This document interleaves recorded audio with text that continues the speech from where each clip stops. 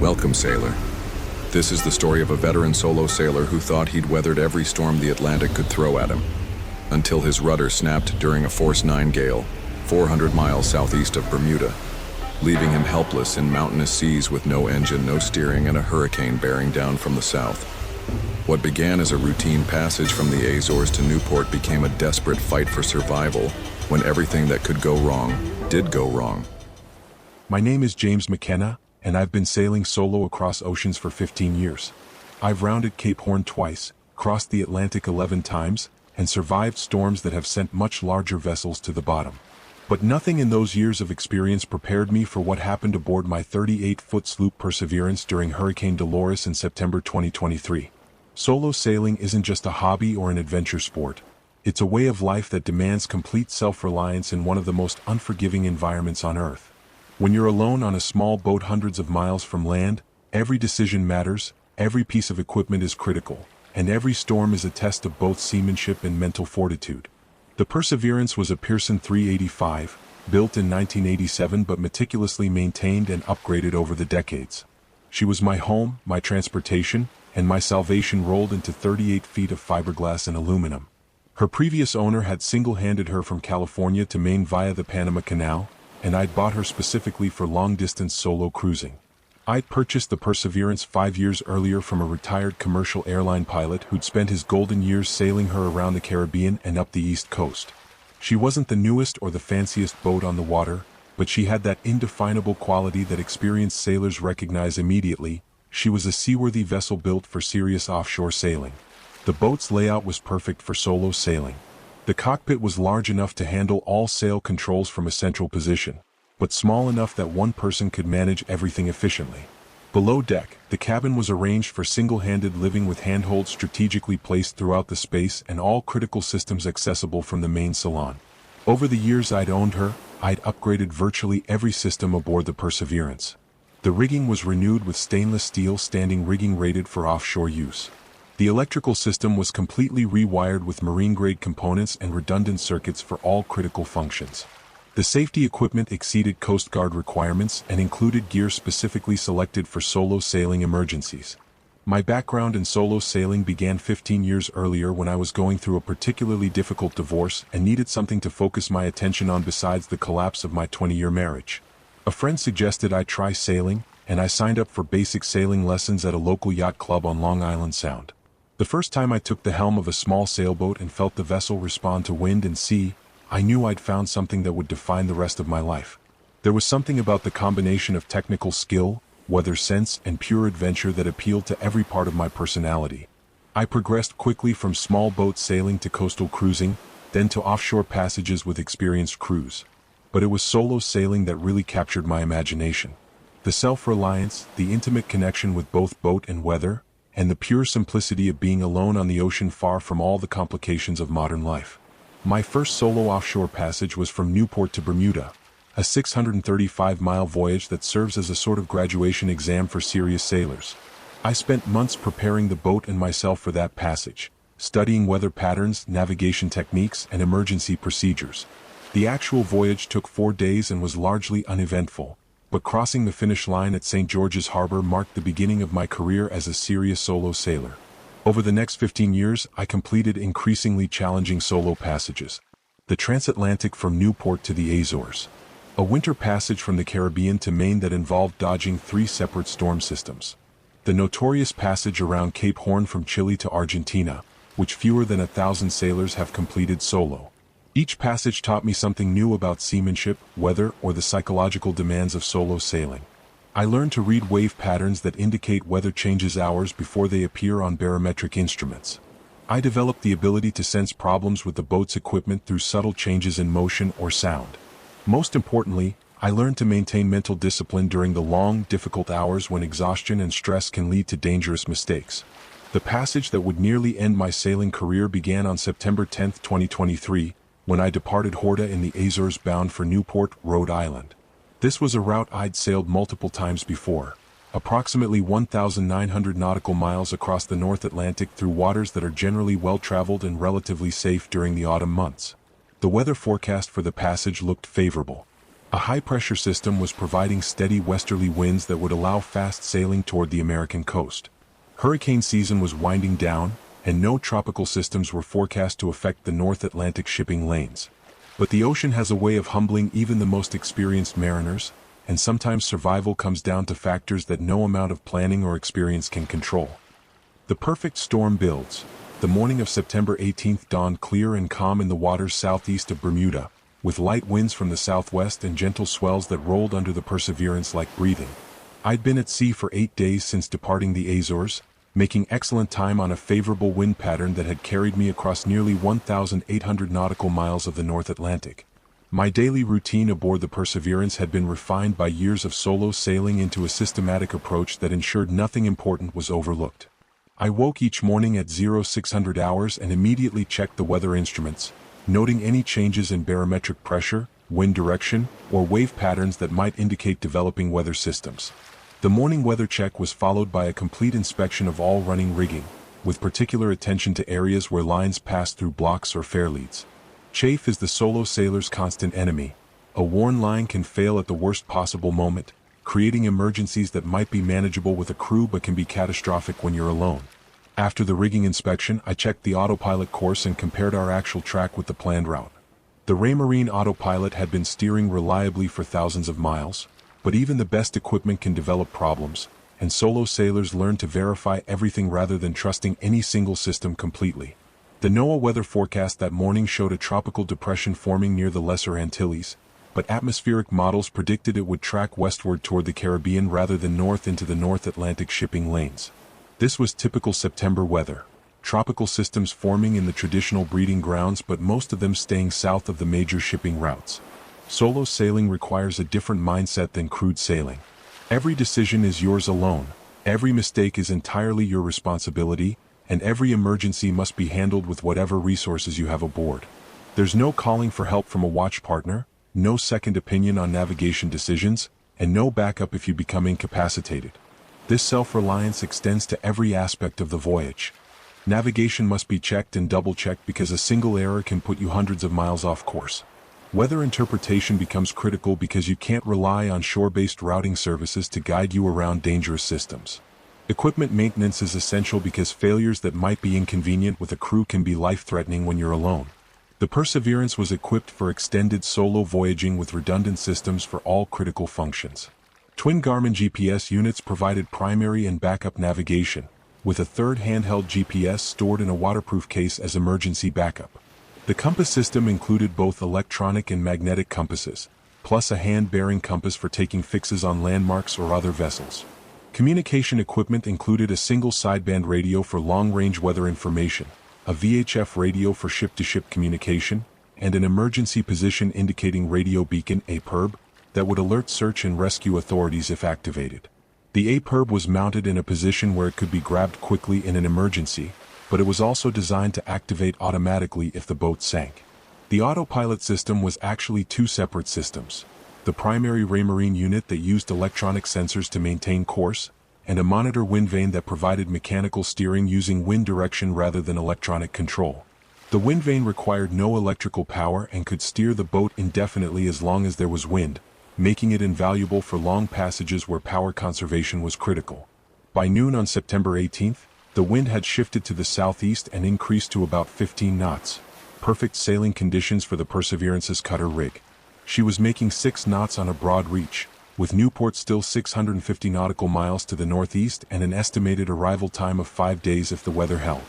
But there were subtle signs that experienced sailors learned to recognize as potential indicators of changing weather. The barometric pressure had been dropping steadily since morning, falling from 15 inches to 5 inches over a 6-hour period. This rate of pressure drop wasn't dramatic, but it was consistent and steady, a pattern that often precedes significant weather systems. The wave patterns were also beginning to show the long, regular swells that often precede major weather disturbances. These swells can travel hundreds of miles ahead of storm systems, providing early warning to sailors who know how to read them. The swells I was observing were coming from the southeast, suggesting that whatever weather system was generating them was south of my position. By 1400 hours, I was monitoring weather reports that showed the tropical depression had unexpectedly intensified into Tropical Storm Dolores and was tracking north-northeast rather than west as originally predicted. This change in direction would bring the storm directly into the North Atlantic shipping lanes, potentially affecting vessels throughout a wide area. Weather prediction in the tropics is notoriously difficult because storm systems can change direction and intensity rapidly based on upper-level atmospheric conditions that are hard to forecast accurately. Dolores was following a classic pattern of rapid intensification that occurs when tropical systems encounter favorable environmental conditions. The storm's new track put it on a collision course with my sailing area, but the timing and intensity remained uncertain. Weather models showed Dolores reaching hurricane strength within 24 hours, but the storm's exact path and final intensity were still being debated by meteorologists. Hurricane avoidance is one of the most critical skills for solo sailors. Unlike commercial vessels that can power through rough weather or change course quickly, small sailboats must either avoid storms entirely or position themselves in the safest possible quadrant if avoidance isn't practical. Hurricanes are divided into 4 quadrants based on the storm's direction of movement. The right front quadrant, relative to the storm's direction of travel, is the most dangerous, with the highest winds and most violent sea conditions. The left rear quadrant is generally the safest, with lower winds and more manageable wave conditions. Dolores was forecast to become a Category 2 hurricane with sustained winds of 105 miles per hour, well beyond what any small sailboat could safely handle. The storm's wind field would extend outward for hundreds of miles from the eye, meaning that even staying far from the center wouldn't guarantee safe conditions. I had 3 options: continue northeast toward Newport and risk being caught by the storm's northern edge, turn southeast to try to pass behind the storm's track, or heave to in my current position and ride out the weather. Each option carried significant risks, and the decision had to be made quickly before Dolores's size and speed eliminated my maneuvering room. The decision was complicated by the uncertainty in the storm's track. If Dolores continued on its current heading, turning southeast would put me in the storm's path. If the storm turned more to the east, continuing northeast might be safe. But if the storm's track remained unpredictable, heaving to might be the safest option despite the risk of being caught in the storm's center. Weather routing for solo sailors requires balancing multiple factors: the boat's capabilities, the crew's experience level, the availability of safe harbors, and the reliability of weather forecasts. Unlike commercial vessels with professional weather routing services, solo sailors must make these decisions based on whatever information they can obtain from radio weather reports and their own observations. The safest choice seemed to be turning southeast to pass behind the storm, accepting a longer passage time in exchange for staying in the less dangerous semicircle of the hurricane. This strategy would also keep me in waters where other vessels might be available to provide assistance if needed. I altered course to 150 degrees magnetic and increased sail area to maximize speed, hoping to gain enough southing to avoid the worst of Dolores's wind and waves. The wind had increased to 20 knots and was beginning to show the gusty characteristics that often precede tropical storm conditions. But hurricane tracks are notoriously unpredictable, and what meteorologists call forecast uncertainty means that even professional weather routing services can't guarantee safe passage around major storms. The cone of uncertainty for Dolores's track covered an area several hundred miles wide, and any point within that cone could experience hurricane conditions. As evening approached, updated forecasts showed Dolores continuing to intensify and tracking further east than originally predicted. The storm was now forecast to reach Category 3 intensity with maximum sustained winds of 125 miles per hour, and its projected path would bring it uncomfortably close to my new course. By sunset, I was committed to my southeast course with no realistic option to change strategy. The wind had increased to 25 knots with gusts to 30, and the seas were building into the steep, confused pattern that develops when storm waves begin interacting with normal ocean swells. The Perseverance was handling the conditions well, but I reduced sail area as a precaution and prepared the boat for heavy weather. All loose gear was secured below deck or in cockpit lockers. Emergency equipment was checked and moved to easily accessible locations. All through-hull fittings were inspected for signs of stress or leakage that might indicate developing problems. Solo sailors develop an intimate relationship with their boats that goes beyond simple familiarity. You learn to recognize every sound, every vibration, every subtle change in motion that might indicate developing problems. This sensitivity to the boat's condition becomes crucial during heavy weather when early detection of problems can mean the difference between manageable repairs and catastrophic failure. That evening, as I monitored the boat's performance in increasing winds and seas, everything felt normal and reassuring. The autopilot was steering accurately despite the building waves. The monitor wind vane was tracking properly and ready to take over if the electronic autopilot failed. The rigging was tight and properly adjusted for the wind conditions. I prepared a hot meal using the pressure cooker that allows safe cooking even in rough conditions. Solo sailors learn to eat well when conditions permit because you never know when weather will make cooking impossible for extended periods. The meal was simple but nutritious. Beef stew with vegetables and bread, washed down with hot coffee that would probably be the last hot beverage for several days. At 2,300 hours, the latest weather update showed Hurricane Dolores had reached Category 2 intensity with maximum sustained winds of 105 miles per hour. The storm's eye was 280 miles south-southeast of my position and tracking northeast at 12 knots. If the forecast proved accurate, I would experience tropical storm conditions beginning around dawn, with winds gradually increasing throughout the day. The psychological preparation for heavy weather is as important as the physical preparation. Solo sailing in storm conditions requires mental discipline that goes beyond normal sailing skills. You must maintain calm decision-making capability despite exhaustion, discomfort, and the constant stress of managing a small boat in dangerous conditions. I set the autopilot to maintain course 150 degrees magnetic and activated all navigation lights to ensure visibility to any other vessels in the area. The AIS transponder was broadcasting my position and course information, though it was unlikely that many vessels would be operating in the area once hurricane conditions developed. Before settling in for what would probably be my last comfortable night for several days, I reviewed my heavy weather procedures and mentally rehearsed the steps I would take if various emergency situations developed. Solo sailors survive dangerous conditions by thinking through potential problems in advance and having clear plans for dealing with each situation. The VHF radio was tuned to channel 16 for emergency monitoring, but traffic was light except for occasional position reports from commercial vessels. My position was well outside normal shipping lanes, and most commercial traffic would be routing around Dolores rather than through the storm's path. I set my watch alarm for hourly intervals and tried to rest between weather checks, knowing that the next day would demand every bit of energy and concentration I could maintain. Sleep in rough conditions is never restful, but even imperfect rest is better than the complete exhaustion that comes from staying awake for extended periods. At 0200 hours, I was awakened by a change in the boat's motion that felt wrong. The motion wasn't dramatically different, but after 15 years of solo sailing, you develop an instinctive feel for normal boat behavior. Something subtle had changed in the way the Perseverance was tracking through the waves. I climbed to the cockpit and immediately saw that the autopilot was hunting back and forth, making constant small corrections but unable to maintain the programmed course with its normal precision.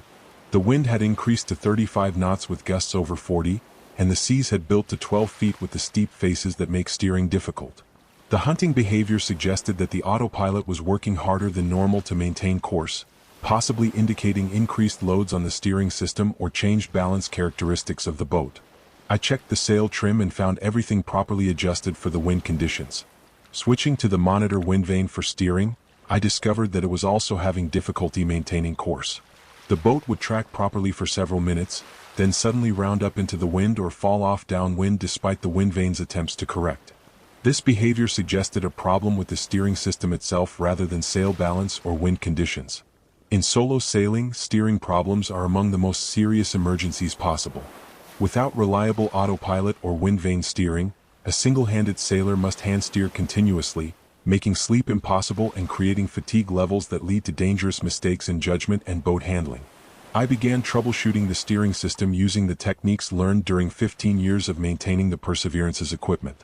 The examination had to be conducted by flashlight in 35-knot winds and 12-foot seas, conditions that made every task difficult and potentially dangerous. The steering system on the Pearson 385 uses a wheel-steered linkage connected to a skeg-mounted rudder through a stainless steel rudder post. The system is robust and reliable, but like all boat equipment, it's subject to wear and failure, particularly under the stresses of heavy weather sailing. What I found during the inspection was far worse than a simple mechanical adjustment. The rudder post showed signs of movement that shouldn't have been there. A slight up and down motion that suggested the rudder post bearing was failing or the rudder itself was damaged.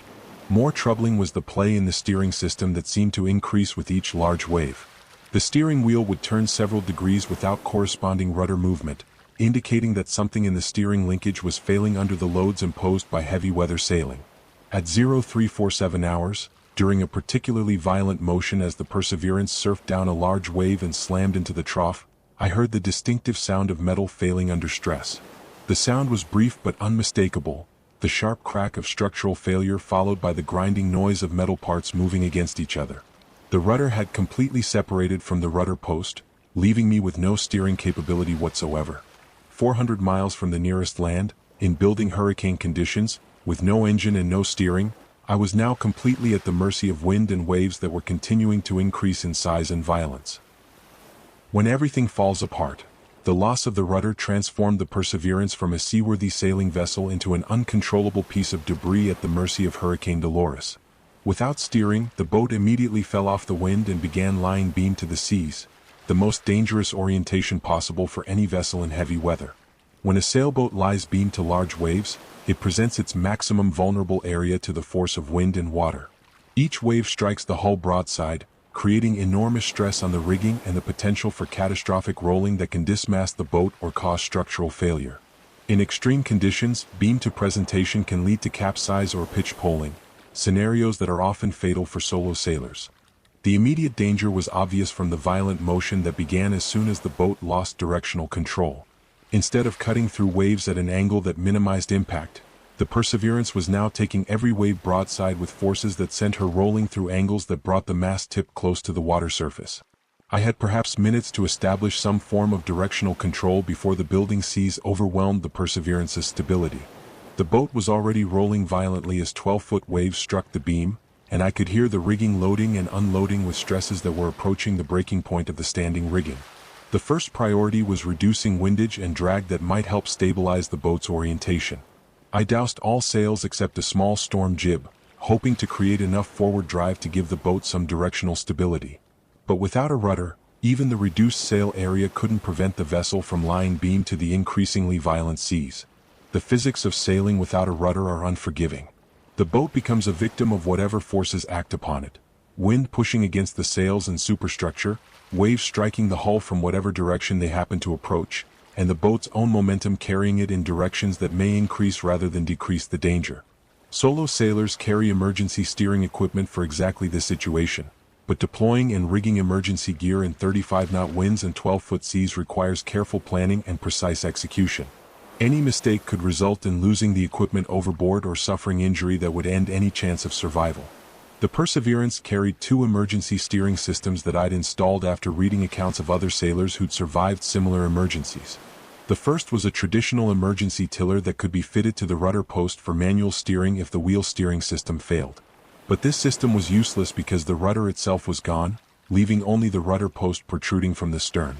The second system was a drogan steering oar arrangement designed to provide directional control even without a rudder. This system consisted of a large sea anchor deployed from the bow to hold the boat's head into the wind, combined with a steering oar trailed from the stern to provide directional control. The concept behind this system is based on traditional fishing vessel techniques used for centuries before the development of modern rudder systems. The sea anchor acts like a parachute underwater, creating drag that holds the bow into the wind and waves. The steering oar can then be used to control the boat's orientation relative to the wind direction. But deploying this system requires careful coordination of multiple components while managing a boat that's rolling violently in heavy seas. The sea anchor must be deployed from the bow while simultaneously rigging the steering oar at the stern. A complex operation that normally requires 2 people but which I had to accomplish alone. Working by feel in the darkness, with waves regularly washing over the cockpit and winds that made verbal communication impossible even with myself, I began rigging the emergency steering system. The process required moving from bow to stern multiple times, carrying heavy equipment that had to be secured to prevent it from going overboard. The sea anchor was a 12-foot parachute anchor designed specifically for boats in the Perseverance's size range. It was stored in a bag that contained the anchor itself, 300 feet of nylon rope, and a trip line that would allow recovery of the anchor when conditions improved. The entire system weighed about 40 pounds and was awkward to handle in normal conditions, much less during a storm at night. Deploying the sea anchor required rigging it properly before throwing it overboard, because any mistakes in the rigging would make the anchor ineffective or impossible to recover. The deployment process involves attaching the rod to the boat's bow cleat, streaming the anchor over the bow, and allowing the boat's drift to set the anchor at the proper distance. The steering oar was constructed from a spare spinnaker pole fitted with a blade made from a damaged cockpit cushion and reinforced with fiberglass and epoxy. This improvised oar was mounted in a bracket designed to hold it in the water at the proper angle while allowing control from lines led to the cockpit. The entire process took over an hour of exhausting work in conditions that grew progressively worse as Hurricane Dolores approached. By the time I had both systems deployed, the wind had increased to 45 knots with gusts over 50, and the wave height had built to 15 feet with occasional sets reaching 20 feet. The emergency steering system worked, but barely. The sea anchor held the Perseverance's bow roughly into the wind, while the trailing steering oar provided limited directional control. But the system required constant attention and adjustment to maintain heading, making sleep impossible and creating fatigue levels that would soon compromise my ability to make critical decisions. More critically, the emergency steering system was only marginally effective in the building seas. As waves increased beyond 15 feet, the forces acting on the sea anchor and steering oar began to exceed their design limits. I could feel the equipment straining against its attachment points, and I knew that complete failure was only a matter of time. The motion of the boat under the emergency steering system was violent and unpredictable. Instead of the relatively comfortable motion of sailing normally, the Perseverance was now jerking against the sea anchor with each wave, creating shock loads that stressed every component of the rigging and hull structure. At 0600 hours, the latest weather report confirmed my worst fears. Hurricane Dolores had intensified to Category 3 status with maximum sustained winds of 125 miles per hour. The storm's eye was now 180 miles south of my position and tracking directly toward me at 15 knots. I would experience hurricane-force winds within 12 hours. Number 38-foot sailboat can survive direct exposure to Category 3 hurricane conditions. The combination of 125 miles per hour winds and wave heights exceeding 30 feet creates forces that will destroy any small vessel, regardless of construction quality or crew experience. My only hope was that Dolores would weaken before reaching my position, or that the storm's eye would pass far enough away to keep me in the less violent outer bands. But even tropical storm conditions were testing the Perseverance's limits.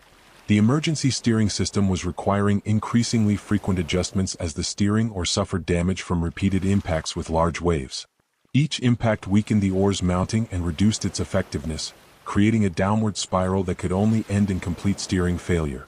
The sea anchor was also showing signs of stress. The nylon rode was beginning to chafe where it passed through the bow chock, and the anchor itself was being subjected to loads that exceeded its design specifications. If either component failed, I would once again be completely without directional control. I began preparing for the worst-case scenario: total loss of directional control in hurricane conditions. The boat's life raft was a 6-person Zodiac offshore life raft rated for extended survival in rough conditions. The raft contained emergency supplies sufficient for 10 days, including water, food, signaling equipment, and survival gear. But deploying a life raft in hurricane conditions is essentially suicidal. The raft would be destroyed by wind and waves within minutes of inflation, and even if it survived deployment, the chances of surviving in an inflatable raft during hurricane conditions are virtually zero.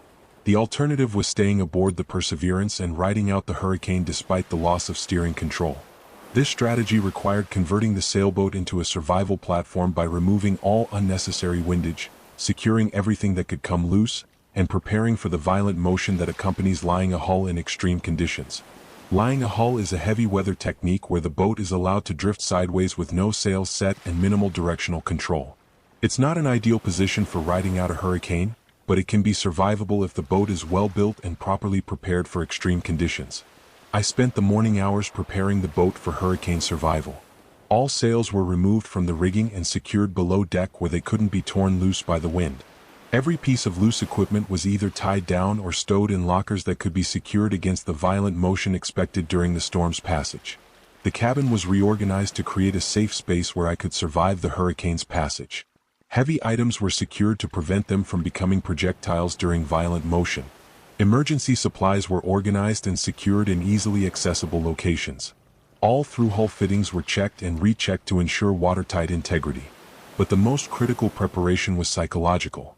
Solo sailing in extreme conditions requires mental discipline that exceeds the demands of any other activity. Panic, despair, or loss of focus can lead to fatal mistakes, while maintaining calm determination can enable survival in conditions that seem impossible. By noon, the wind had reached 50 knots with gusts to 60, and wave heights were approaching 20 feet. The Perseverance was still connected to the sea anchor, but the system was barely functional as the forces acting on it approached the breaking point of the equipment. The boat's motion was becoming increasingly violent as larger waves began breaking over the cabin and cockpit. Each wave impact sent tons of water across the deck and created stresses that I could feel through the hull structure. But the Perseverance was well built and had been designed for offshore sailing. She was strong enough to survive if I could maintain her watertight integrity. At 1,400 hours, the steering oar finally failed completely, torn away by a particularly large wave that lifted the stern and slammed it down with crushing force. I was now left with only the sea anchor for directional control, and even that was showing signs of imminent failure. The weather radio confirmed that Hurricane Dolores had maintained Category 3 intensity and was tracking directly toward my position. The storms I would pass within 50 miles of the Perseverance sometime during the early morning hours, bringing sustained winds of 125 mph and wave heights that could exceed 40 feet. I made the decision to cut the sea anchor free before its failure could damage the bow or create additional hazards. The cutting was done with a sharp knife in conditions that made every movement dangerous, but I managed to sever the rod cleanly and recover the bitter end to prevent it from fouling the propeller if I ever regained engine power. Now I was completely without any form of directional control, at the mercy of wind and waves that continued to increase in size and violence. The Perseverance was lying ahull, drifting sideways through the water with no sails set and no steering capability. I activated the emergency position indicating radio beacon APERB, to alert search and rescue authorities to my situation. The APERB would transmit my position via satellite every few minutes, but rescue operations would be impossible until after the hurricane passed and conditions moderated to levels that allowed helicopter or ship operations. As afternoon became evening, I settled into the cabin and prepared for the longest night of my life. The Perseverance was as ready as I could make her, my emergency supplies were organized and accessible, and I had done everything possible to improve our chances of survival. But Hurricane Dolores was still intensifying, and I was about to face wind and wave conditions that had destroyed vessels much larger and better equipped than my 38-foot sloop. The next 12 hours would determine whether 15 years of solo sailing experience and careful preparation would be enough to survive one of nature's most violent phenomena. The hurricane's fury. At 1800 hours, Hurricane Dolores's outer bands reached my position with a violence that exceeded anything I'd experienced in 15 years of solo sailing. The wind increased from 50 knots to 70 knots in less than 30 minutes, accompanied by a rapid deterioration in wave conditions that transformed an already dangerous situation into a fight for survival that would test every aspect of the boat's construction and my own physical and mental endurance. The sound of 70-knot winds is difficult to describe to anyone who hasn't experienced it. It's not just noise, it's a physical presence that penetrates every part of your consciousness and makes normal thought processes nearly impossible. The rigging screams with a high-pitched whine that cuts through all other sounds, while the wind itself creates a low-frequency roar that you feel in your chest as much as hear with your ears. Communication becomes impossible in winds of this velocity, not just with other people but even internal communication, the ability to think clearly about problems and solutions. The noise is so overwhelming that it affects your ability to concentrate, making even simple tasks like checking instruments or accessing emergency equipment require enormous mental effort. Wave heights increased to 25 feet with occasional sets reaching 30 feet, but more importantly, the waves became steep and breaking as the hurricane's circular wind patterns created confused seas from multiple directions. When large waves break, they release enormous amounts of energy in the form of white water that can crush small vessels or strip away equipment that seems securely fastened.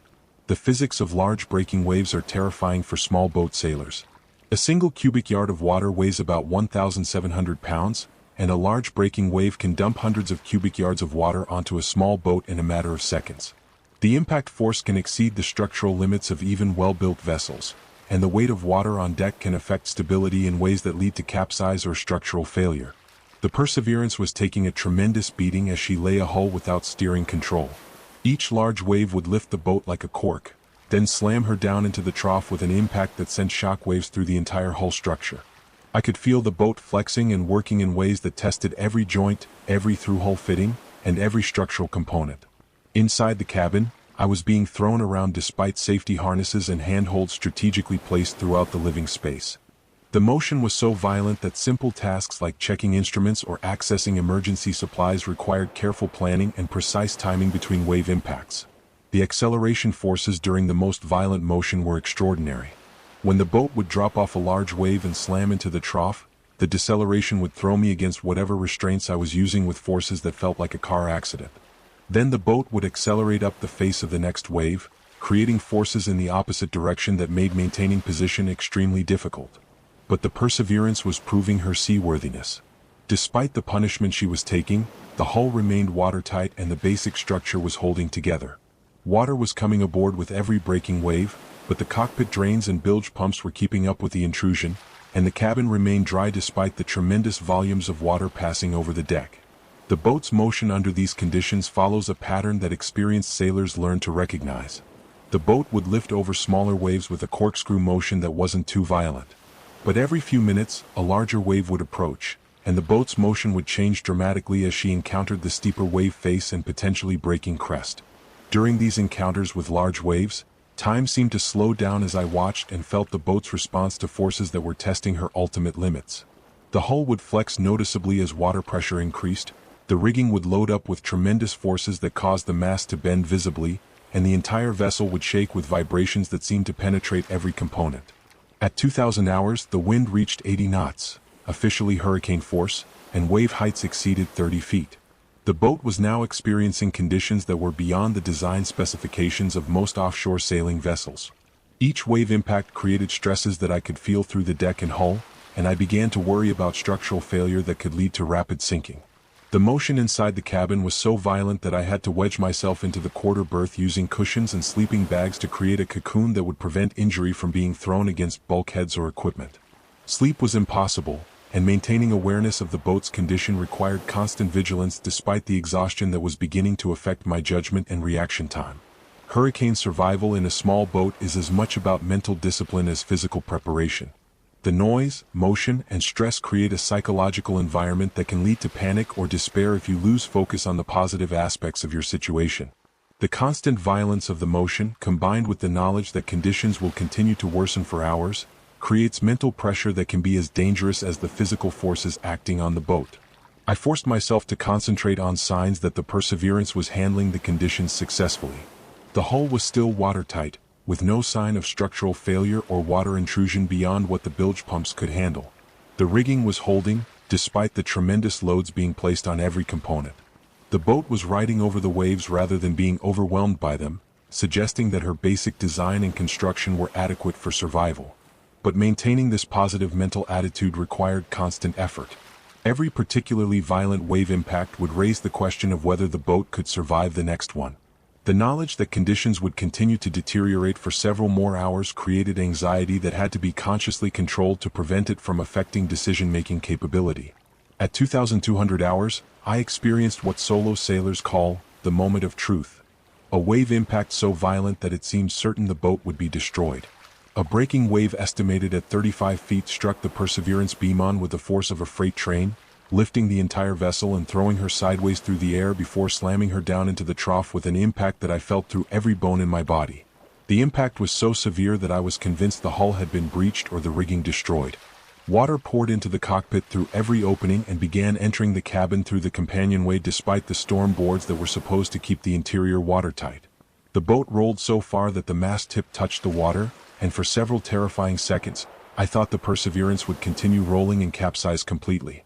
The sensation during this extreme roll was unlike anything I'd experienced in 15 years of sailing. The normal orientation of the cabin was completely lost as the boat rotated past the point where the cabin sole was level.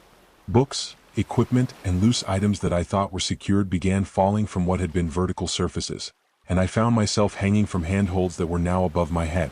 But she didn't capsize. The boat's ballast and design characteristics righted her after what felt like an eternity but was probably only 10 or 15 seconds. The righting moment created by the lead keel overcame the healing forces created by wind and wave action, and the Perseverance slowly came back to an upright position. The recovery from this extreme roll was almost as violent as the roll itself. As the boat righted, everything that had shifted during the roll shifted back again, creating a secondary impact as equipment and loose items crashed back to their normal positions. The motion was so violent that I was thrown across the cabin despite being secured in the quarter berth. I immediately began an emergency inspection to assess damage from the impact. The most critical check was the hull integrity, Any breach in the hull could lead to rapid flooding and sinking within minutes. Working by flashlight and feel, I checked every through-hull fitting, every area where structural stress might cause failure, and every part of the interior where water intrusion might be occurring. Miraculously, the hull integrity was maintained and no major structural damage was apparent. The impact had shifted equipment throughout the cabin and damaged several non-critical systems, including part of the electrical system and some of the radio equipment, but the boat's basic water tightness and structural integrity were uncompromised. The bilge pumps had activated automatically during the extreme motion and were working to remove the water that had entered through the cockpit drains and companionway. The pumps were keeping up with the intrusion, but the water level in the bilge was higher than normal, requiring constant monitoring to ensure that pump capacity wasn't being exceeded.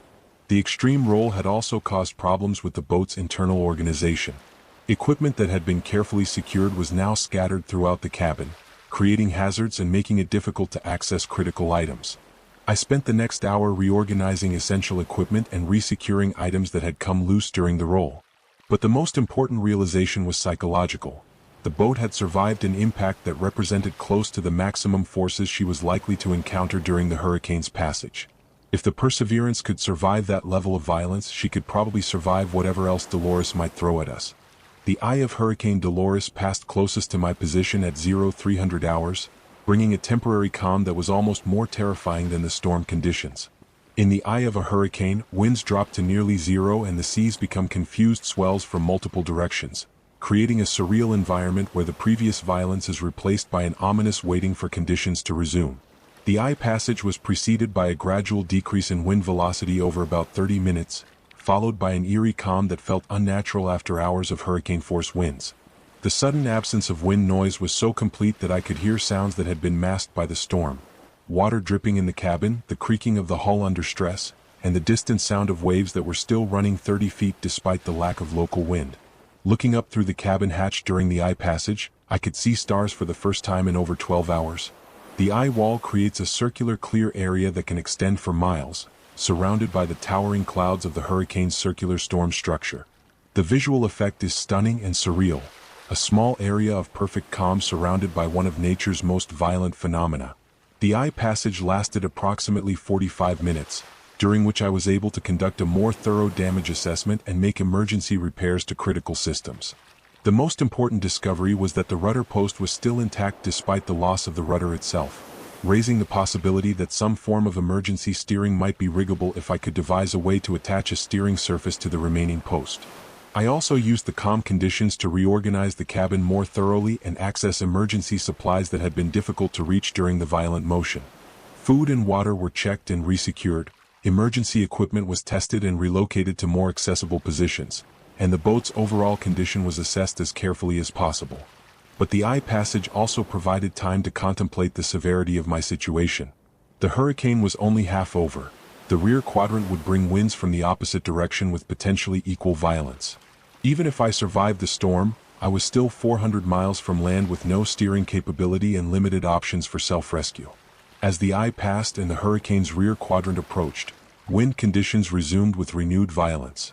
The wind direction shifted 180 degrees in less than 10 minutes, creating even more confused sea conditions as waves from the storm's front and rear quadrants began interacting in chaotic patterns. But there was a crucial psychological difference in the second half of the hurricane passage. Dolores was moving away from my position rather than approaching, which meant that conditions would gradually improve rather than continuing to intensify. This knowledge provided enormous mental relief, even though the immediate conditions remained dangerous.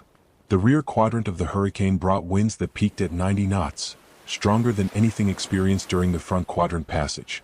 But the duration of extreme winds was shorter, and I could sense that the worst of the storm was behind us rather than ahead of us.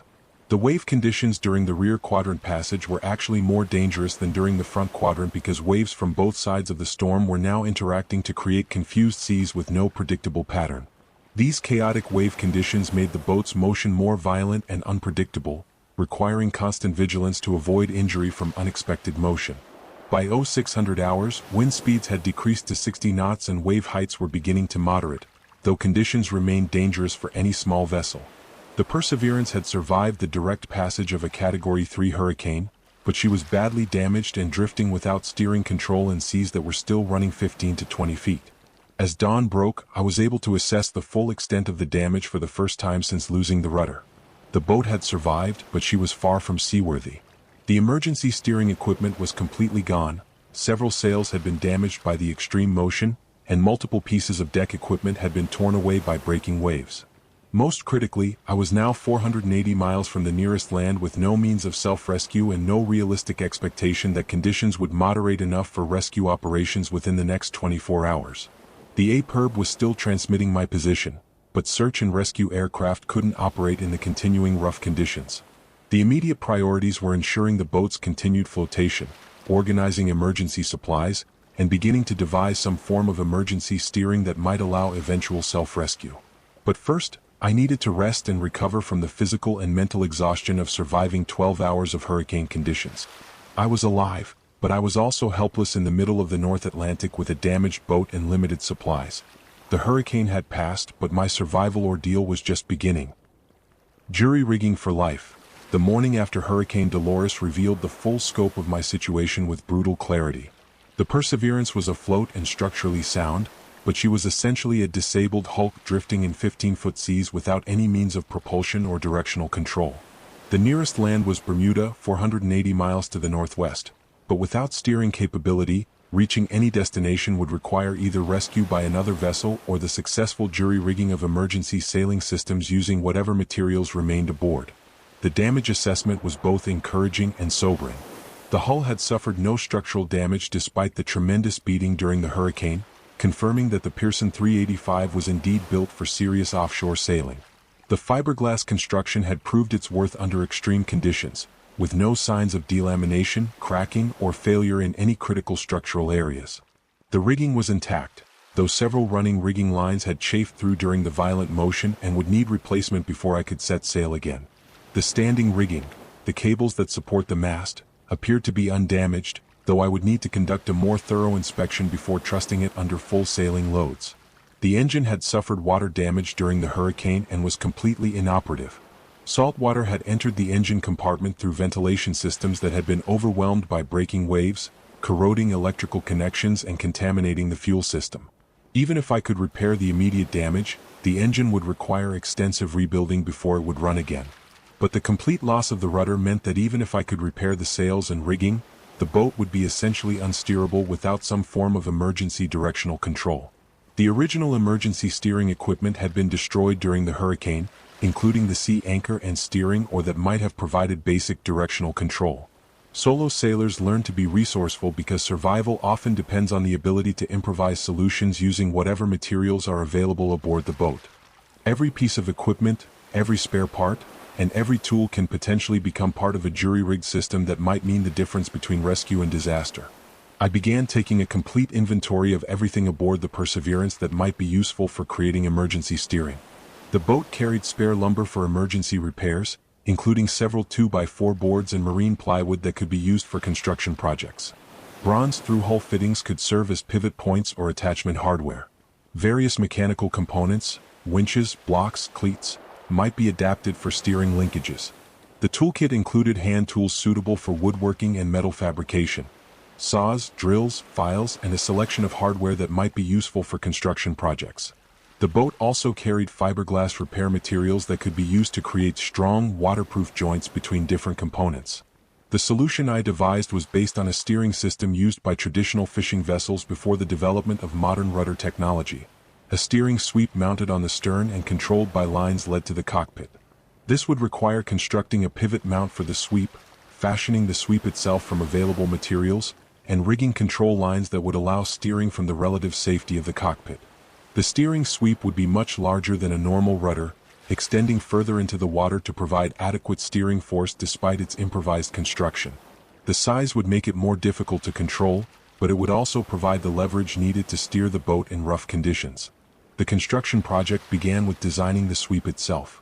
I decided to use the boat's spare boom as the basic framework, since it was already designed to handle significant loads and had attachment points that could be adapted for steering use. The boom was aluminum and relatively light, but strong enough to handle the forces that would be generated by steering in rough seas. The blade portion of the sweep would be constructed from a damaged hatch cover, reinforced with spare lumber and shaped to provide maximum steering efficiency. The hatch cover was made of marine plywood with fiberglass skin, materials that would hold up well to immersion in seawater and the stresses of steering. The pivot mount presented the greatest engineering challenge. It had to be strong enough to handle the loads generated by a large steering oar, but it also had to be installable using only hand tools and materials available aboard the boat. The mounting location would be critical. Too far aft and the leverage would be insufficient, too far forward and the sweep would interfere with other boat operations.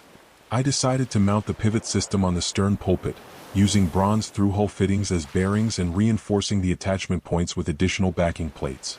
This location would provide adequate leverage while keeping the sweep clear of other equipment. The construction work had to be performed in conditions that remained challenging despite the passage of the hurricane. Residual swells were still running 12 feet, and the boat's motion made every task difficult and potentially dangerous. Each cut with a saw, each hole drilled, each component assembled required careful timing to coincide with the boat's motion. Working with tools in rough conditions requires techniques that landlubbers never learn. You wait for the boat to reach the bottom of a roll before making precise cuts. You secure every tool with lanyards to prevent them from going overboard during unexpected motion. You take frequent breaks to avoid the fatigue that leads to accidents and injuries. The steering sweep construction took 2 full days of intermittent work as conditions permitted. The blade was shaped and reinforced, then attached to the boom framework using bronze bolts and marine adhesive. The pivot mount was fabricated and through-bolted to the stern pulpit with backing plates that distributed the loads across multiple attachment points. But the most challenging aspect was rigging the control system that would allow steering from the cockpit. This required running lines from the steering sweep through a series of blocks and fairleads, creating mechanical advantage that would enable one person to control the large oar despite the forces generated by wave action and water resistance. The control system used the boat's existing winches and hardware wherever possible, but it also required fabricating additional fairleads and attachment points to route the control lines properly. The entire system had to be designed so that it could be operated by one person from a position that provided safety and visibility. Testing the jury-rigged steering system required careful experimentation in conditions that were still rough enough to be dangerous. The initial trials showed that the system provided steering control, but the forces required to operate it were much greater than normal wheel steering, and the response was slow and imprecise compared to a conventional rudder. The steering sweep also created significant drag that reduced the boat's sailing performance. Where the Perseverance had previously been capable of 6 or 7 knots in moderate winds, she was now limited to 4 or 5 knots maximum speed due to the drag and inefficiency of the improvised steering system. But the system worked well enough to allow controlled sailing on specific courses. The boat could be steered to within about 10 degrees of a desired heading, and course changes could be made deliberately though slowly. Most importantly, the boat was no longer at the complete mercy of wind and waves. With steering partially restored, I could begin sailing toward Bermuda using a combination of careful course selection and conservative sail handling. The damaged mainsail was unusable due to tears that had occurred during the hurricane, but the storm jib and a small genoa provided enough drive to make reasonable progress toward land. The sailing had to be extremely conservative because the jury-rigged steering system couldn't handle the loads that would be generated by full sail and strong winds. Any sail combination that created excessive weather helm or lee helm would overwhelm the steering system's capability, potentially causing loss of control that could be dangerous in rough conditions. Navigation without functioning GPS required reverting to traditional celestial navigation techniques that few modern sailors practice regularly. Using a sextant that had survived the hurricane and navigation tables stored in a waterproof container, I was able to establish position fixes that confirmed my location and track progress toward Bermuda. The celestial navigation was complicated by the continuing rough conditions that made taking accurate sextant sights difficult. The horizon was often obscured by spray and waves, and the boat's motion made it challenging to hold the sextant steady enough for precise measurements. But even approximate position fixes were better than dead reckoning alone. The sailing conditions remained challenging but manageable. Residual swells from the hurricane created confused seas that made steering difficult, and the jury-rigged steering system required constant attention and adjustment to maintain course. But the Perseverance was making steady progress towards safety at about 4 knots average speed. Food and water were becoming increasingly critical concerns. The hurricane had damaged some of my emergency supplies when seawater entered storage areas that should have remained watertight. The physical demands of sailing single-handed with jury-rigged equipment increased my caloric and water requirements beyond normal levels, making careful rationing essential. I calculated that my remaining food supplies would last approximately 10 days if carefully rationed, while water supplies would last about 8 days. Since Bermuda was still over 400 miles away and my speed was limited by the jury-rigged steering, reaching land before exhausting my supplies would require either improved sailing performance or rescue by another vessel. The jury-rigged systems required continuous maintenance and adjustment. The steering sweep suffered minor damage from repeated wave impacts and had to be reinforced several times using spare materials. Control lines chafed through and needed replacement, sometimes requiring improvised repairs using materials that weren't ideal for the purpose. The boat's motion put enormous stress on all improvised equipment, creating a constant risk of system failure that would leave me helpless once again. Every component of the jury rig had to be inspected regularly and reinforced or replaced before failure could occur. On the third day after the hurricane, I encountered the first sign that rescue might be possible. A commercial container ship appeared on the horizon heading northeast, and I was able to establish radio contact using the VHF radio that had survived the storm with only minor water damage. Motor Vessel Atlantic Conveyor, this is Sailing Vessel Perseverance. I called on Channel 16, the International Distress and Calling Frequency. I am a solo sailor in distress, position approximately 35 degrees 10 minutes north, 68 degrees 45 minutes west. I have suffered complete rudder failure during Hurricane Dolores and am proceeding to Bermuda under jury rig. The response was immediate and professional. Perseverance, this is Atlantic Conveyor. We copy your distress call and have you on radar bearing 285 degrees, distance 8 miles. What is your current condition and do you require immediate assistance? The sight of another vessel after 3 days of complete isolation was emotionally overwhelming. Even though I had been maintaining radio watch and knew that commercial traffic was resuming normal operations as the hurricane moved away, actually seeing another ship on the horizon provided psychological relief that was almost physical in its intensity. Atlantic Conveyor, I am making progress toward Bermuda under sail with emergency steering constructed from spare equipment. I do not require immediate rescue at this time, but I would appreciate if you could relay my position and condition to the Coast Guard for search and rescue monitoring. The container ship's crew offered to take me aboard and abandon the Perseverance, but I declined the offer after careful consideration. The boat was still seaworthy and I was making reasonable progress toward land. More importantly, abandoning a salvageable vessel goes against every instinct that solo sailors develop over years of self-reliant voyaging. Solo sailors develop an emotional attachment to their boats that goes beyond simple ownership. The boat becomes home, transportation, and partner in adventures that create bonds stronger than many human relationships. Abandoning a boat that can still be sailed safely feels like betraying a trusted friend who has kept you alive through dangerous conditions. The Atlantic Conveyor remained in radio contact for several hours, providing updated weather information and confirming that my position and condition had been relayed to Coast Guard search and rescue coordinators. The knowledge that my situation was being monitored provided enormous psychological support, even though I was still 300 miles from the nearest land. The weather information provided by the container ship was encouraging. No additional tropical systems were forecast to affect my sailing area, and wind conditions were expected to remain moderate for the next several days. This would allow continued progress toward Bermuda without the risk of encountering weather that the jury-rigged steering system couldn't handle. But the container ship's departure after several hours of contact brought back the psychological isolation that is one of the most challenging aspects of solo sailing emergencies. Having human contact, even by radio, provides mental support that helps maintain the determination needed for long-term survival situations. The final approach to Bermuda would require another 5 days of careful sailing with constant attention to the jury-rigged steering system and continuous monitoring of supplies to ensure they lasted until reaching land. The margin for error was becoming increasingly narrow as both equipment and supplies were pushed to their limits. Against all odds, the final approach to Bermuda became a race against time as both my improvised steering system and emergency supplies were pushed beyond their intended limits. The jury-rigged steering sweep was showing increasing signs of wear and damage from 5 days of constant use in rough conditions, while my carefully rationed food and water supplies were approaching levels that would become critical within 48 hours. The steering system failures began as minor inconveniences that gradually escalated into serious threats to the boat's controllability. The pivot bearings, constructed from bronze through-hull fittings that weren't designed for continuous rotation under load, began to show excessive wear that caused increasing play in the steering response.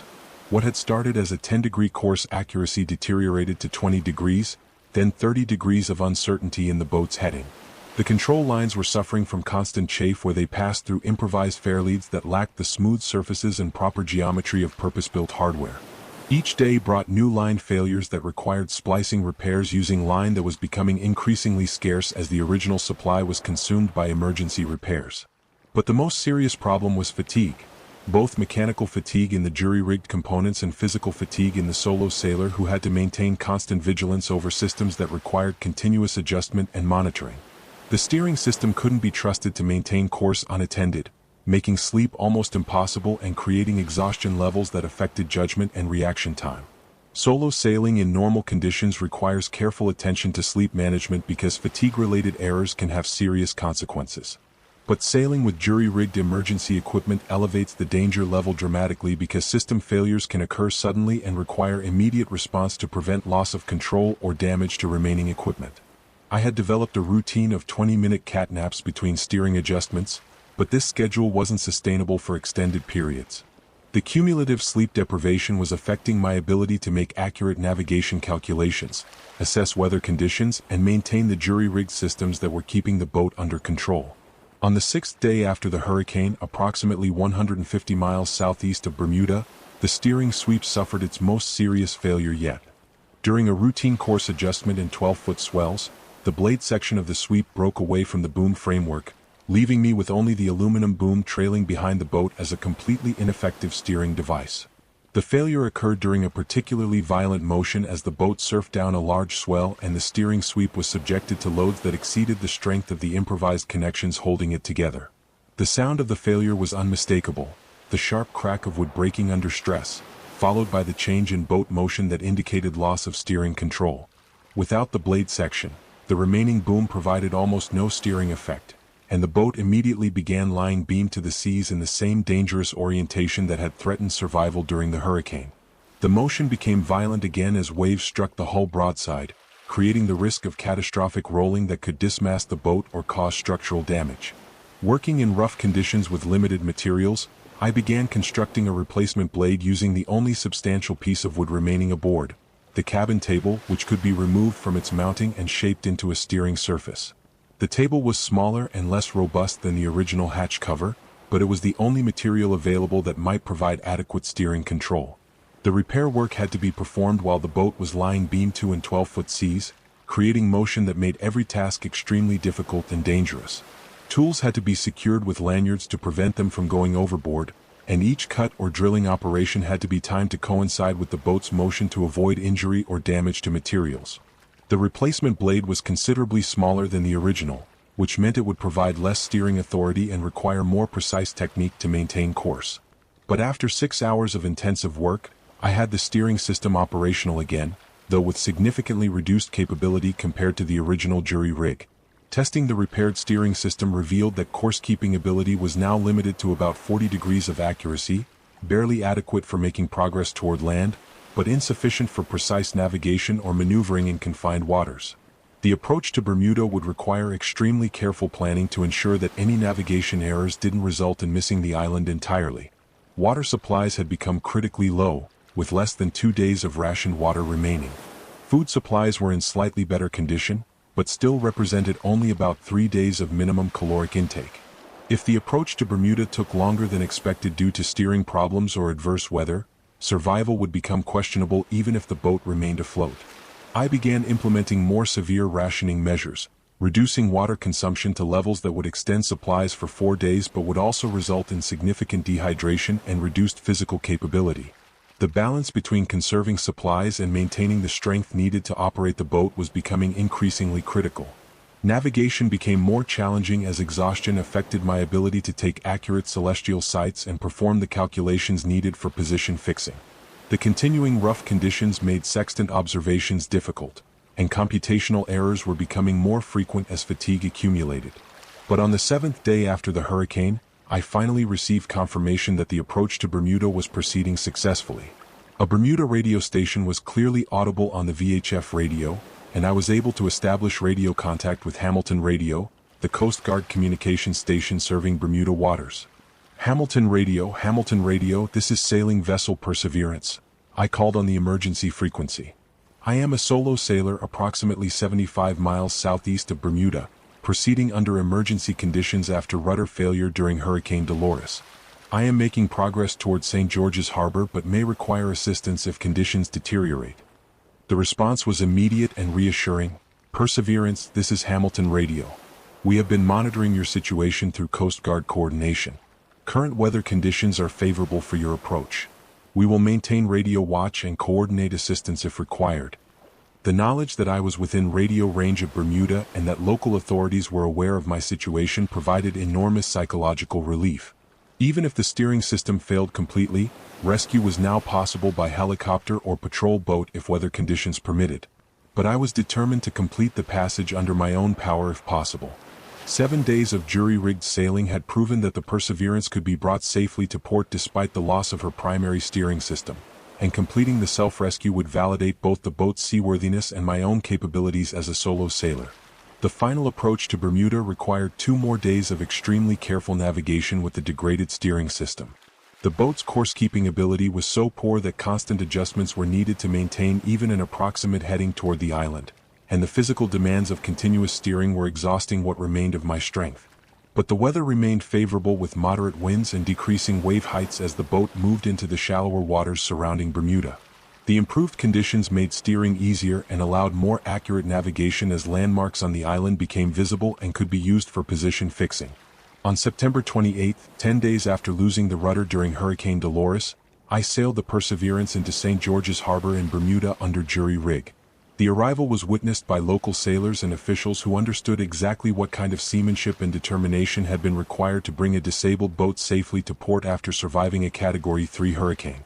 The approach to the harbor entrance required extremely careful boat handling because the jury-rigged steering system didn't provide adequate control for precise maneuvering in confined waters. Harbor officials dispatched a pilot boat to assist with the final approach, allowing the Perseverance to be guided safely to a berth where she could be secured and assessed. The Bermuda Coast Guard conducted a formal interview about the incident, documenting the sequence of events for maritime safety records and insurance purposes. They were particularly interested in the effectiveness of the jury-rigged steering system and the techniques I had used for navigation and emergency repairs during the 10-day passage. Mr. McKenna, your survival and successful self-rescue represent exceptional seamanship under extremely difficult conditions, the investigating officer noted. The fact that you were able to jury-rig effective steering and sail 480 miles to safety after losing your rudder in hurricane conditions is remarkable and will be documented as an example of proper emergency procedures for solo sailors. The Perseverance was hauled out at the Royal Naval Dockyard for complete assessment and repairs. The damage assessment revealed that while the hull and rigging had survived the hurricane intact, the boat would require extensive work before she could be considered seaworthy for offshore sailing again. The rudder would need complete replacement, including the rudder post bearing that had been damaged during the failure. Several sails required professional repair where they had been torn during the hurricane. The engine needed complete rebuilding due to saltwater contamination. Various pieces of deck equipment that had been swept away would need replacement. But the basic boat was sound and had proven her worth as an offshore sailing vessel. The Pearson 385 had demonstrated that proper construction and maintenance could enable survival in conditions that would destroy lesser vessels, and the experience had validated my confidence in both the boat and my own capabilities as a solo sailor. While waiting for repairs, I had time to reflect on the lessons learned during the most challenging solo sailing experience of my career. The importance of redundant systems became obvious when primary equipment failed under extreme conditions. The value of traditional seamanship skills like celestial navigation and jury rigging was demonstrated when modern electronics and equipment were destroyed or damaged. But the most important lesson was psychological. The understanding that survival often depends less on the specific equipment you carry than on the determination to use whatever resources are available to solve life-threatening problems. The jury-rigged steering system that saved my life was built entirely from materials that were already aboard the boat, using techniques that any competent sailor could master with sufficient motivation. The improvised solutions that enabled survival weren't sophisticated or elegant. They were simply effective enough to keep the boat under control and moving toward safety. The steering sweep was crude and inefficient, but it provided the minimum directional control needed for navigation. The emergency repairs were temporary and marginal, but they lasted long enough to reach assistance. Solo sailing teaches you that the ocean gives no quarter and makes no allowances for inadequate preparation or poor seamanship. But it also demonstrates that careful preparation, sound boat construction, and stubborn determination can overcome situations that seem hopeless when they first develop. The story of the Perseverance's survival during Hurricane Dolores became part of the sailing community's oral tradition, a reminder that even catastrophic equipment failures can be overcome through resourcefulness and determination. But it also served as a warning about the unforgiving nature of the ocean and the importance of respecting weather systems that can destroy even well-prepared vessels.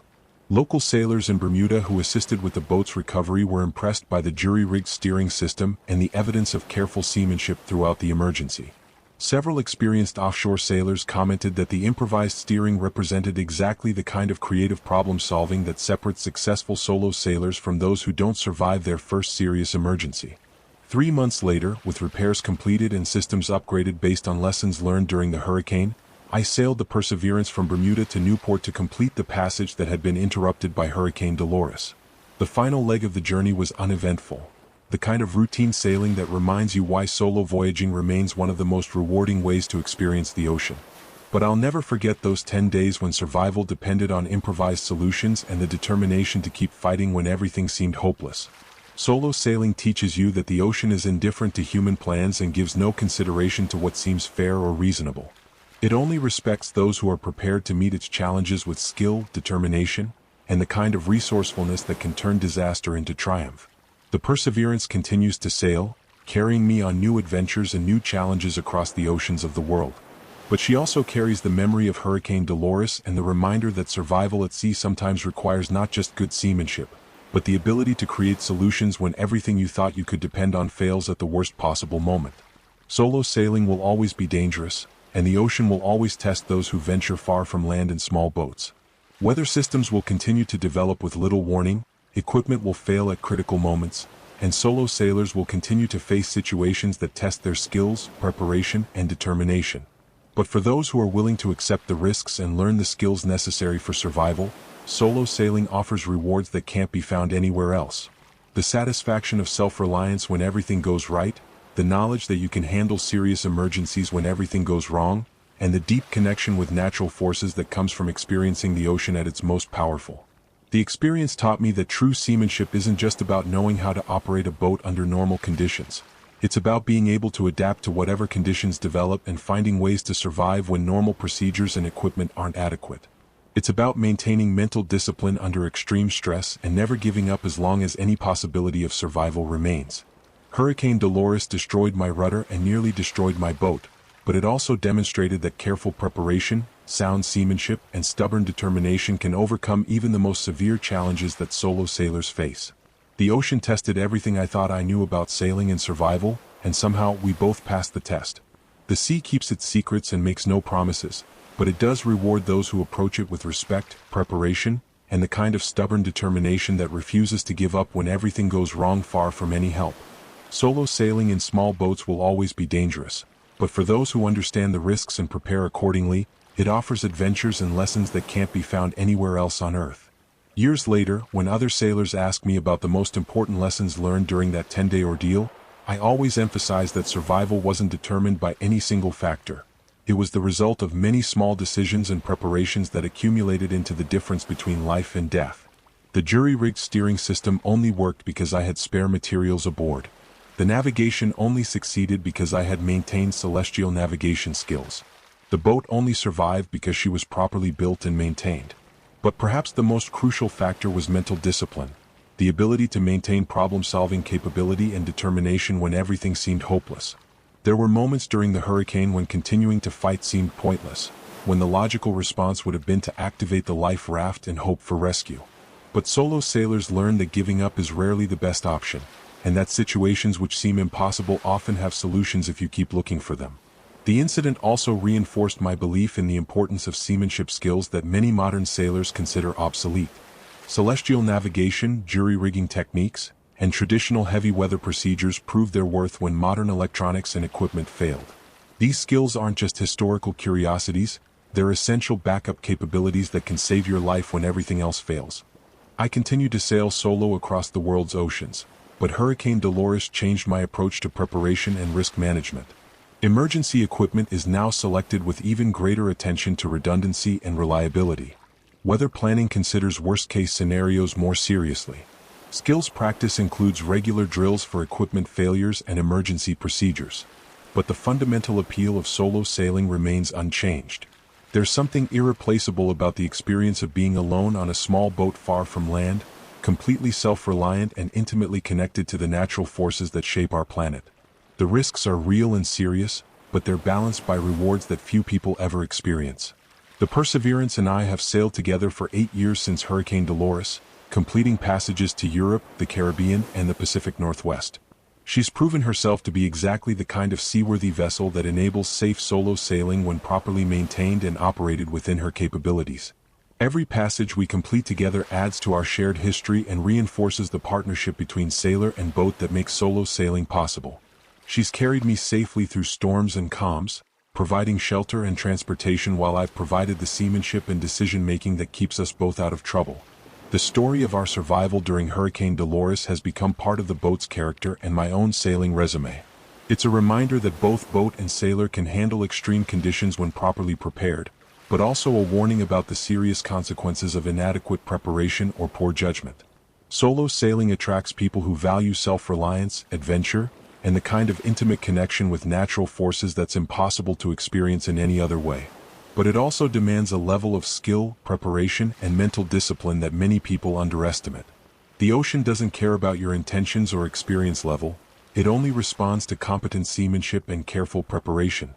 Hurricane Dolores taught me that survival at sea isn't guaranteed by any amount of preparation or experience, but that proper preparation and competent seamanship dramatically improve your chances when conditions exceed normal parameters. The ocean will always be stronger than any boat and more patient than any sailor, but it does respect those who approach it with the skills and attitude necessary for safe navigation. For those considering solo sailing, the most important advice I can offer is to develop skills gradually and test your capabilities in progressively more challenging conditions. Solo sailing isn't something you can learn from books or courses. It requires actual experience handling boats alone in various weather conditions and emergency situations. Start with days sailing alone in protected waters, then progress to overnight passages, coastal cruising, and eventually offshore voyaging as your skills and confidence develop. Each level of solo sailing teaches lessons that can't be learned any other way, and the experience gained at each level provides the foundation for safely handling more challenging conditions. Most importantly, never stop learning and never become complacent about the ocean's power to create dangerous situations without warning. Weather can change rapidly, equipment can fail unexpectedly, and even experienced sailors can make mistakes that have serious consequences. Humility and continuous learning are essential attitudes for anyone who sails alone. The ocean offers unparalleled opportunities for adventure, personal growth, and connection with natural forces that shape our planet. But it demands respect, preparation, and the kind of seamanship skills that can only be developed through experience and study. Solo sailing represents the ultimate expression of self-reliance and adventure, but it's not for everyone and it's not forgiving of inadequate preparation or poor judgment. Hurricane Dolores tested everything I thought I knew about sailing and survival, and the experience taught me lessons that continue to influence my approach to solo sailing years later. The ocean gave me a graduate-level education in seamanship, weather, and emergency procedures that no classroom or textbook could provide. But it also reinforced my love for solo sailing and my confidence in both the Perseverance and my own abilities to handle whatever challenges the ocean might present. We survived one of nature's most violent phenomena through a combination of preparation, skill, determination, and luck, and that experience has made both boat and sailor better prepared for whatever adventures lie ahead. The sea continues to call, offering new destinations and new challenges for those brave enough to answer. Solo sailing will always be dangerous, but for those who understand the risks and prepare accordingly, it offers rewards that can't be found anywhere else. The memory of Hurricane Dolores serves as both warning and inspiration, a reminder of what can go wrong, but also proof of what's possible when seamanship and determination meet the ultimate test.